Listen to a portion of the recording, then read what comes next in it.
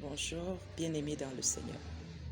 Que la grâce et la paix de Dieu Tout-Puissant soient votre partage en ce jour glorieux. Bonjour les Esters internationales. Ce matin, je voudrais te dire, toi qui fais partie de ce groupe, toi qui m'écoutes, je voudrais te rassurer que selon Luc 10 au verset 16, c'est la voix de Jésus-Christ que tu écoutes ce matin. Parce qu'il dit dans Luc 10 au verset 16 que celui qui m'écoute, l'écoute. Alors ce matin, pendant que tu es en train de m'écouter, sache que Jésus-Christ est en train de te parler. Tu es béni ce matin. Tu es privilégié. Est-ce que tu sais que tu n'es pas un projet abandonné? Est-ce que tu sais que tu es spécial? C'est pour ça que le Seigneur te permet ce matin d'écouter sa voix.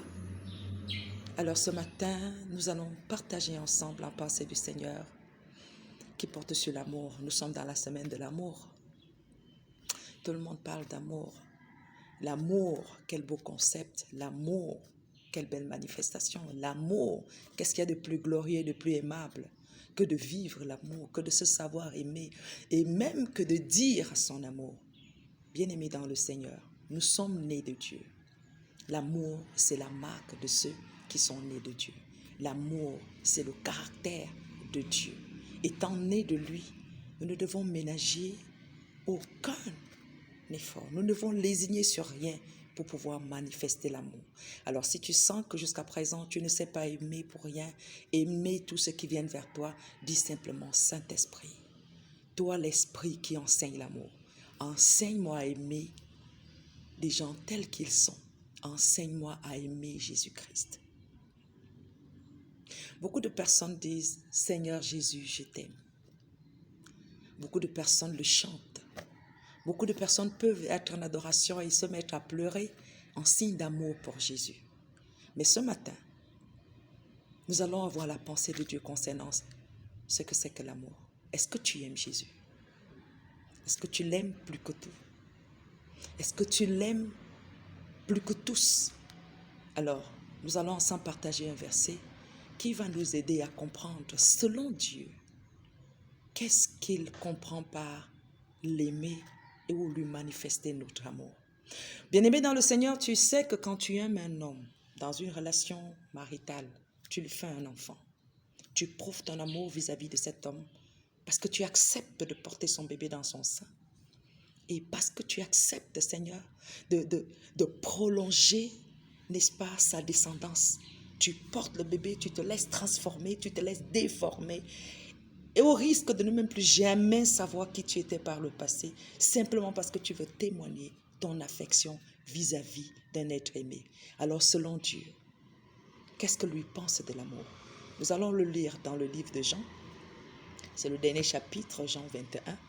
Et le verset qui nous intéresse aujourd'hui, c'est le verset 15. Je lis au nom de Jésus. Après qu'il eut mangé, Jésus dit à Simon-Pierre, « Simon, fils de Jonas, m'aimes-tu plus que ceci ?»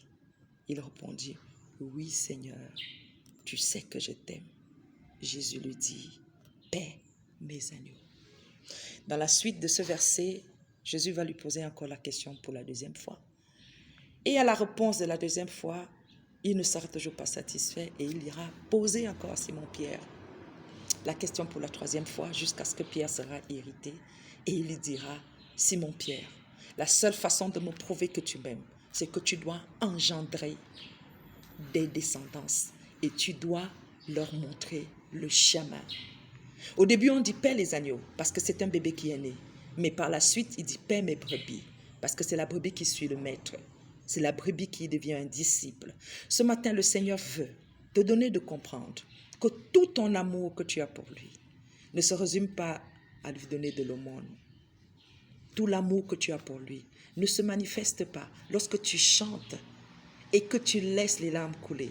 Oui, tu peux être saisi d'émotion, mais Dieu, quand il te regarde, il évalue ton degré d'amour par rapport à un autre enfant en fonction de la capacité d'engendrer une descendance, de les paître et de les aider à suivre le chemin du Maître. Bien-aimé dans le Seigneur, cesse de vivre pour toi. Jésus veut que tu engendres une descendance sans lui. Cesse de vivre pour toi. Quand la dernière fois, est-ce que tu as eu l'occasion d'engendrer un agneau et de pouvoir le transformer en brebis? Qui connaît que tu es né de Dieu? Cesse de dire à Dieu des choses qu'il ne comprend pas. L'amour de Dieu se manifeste simplement à aimer Jésus jusqu'au point de sacrifier son intégrité, sacrifier son temps, sacrifier sa personne, sacrifier ce qu'on a de meilleur pour aller parler de Christ aux autres, au risque d'être insulté, d'être mal compris, d'être méprisé, d'être rejeté, simplement pour dire à Jésus, par amour pour toi, je vais engendrer un. J'accepte de me laisser transformer parce que je veux que la vie que tu as mise en moi soit retransmise dans la vie d'un autre. Et ainsi, j'aurai des agneaux à suivre. Et plus tard, cet agneau deviendra une brebis.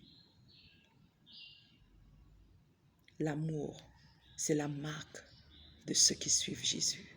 Tu ne peux pas aimer sans engendrer. Cesse de vivre pour toi. Si c'était pour la voiture, pour les objets que Christ était mort, sa mort a été vaine. Dans Isaïe 53, verset 10, il a dit, il verra une descendance prolonger ses jours. Christ attend que tu puisses prolonger ses jours au travers deux autres qui viendront à lui. Il attend que tu engendres de nouvelles générations. Il attend que tu engendres des agneaux qui deviendront plus tard des brebis. À ce moment, tu seras en train de dire, Jésus, je t'aime.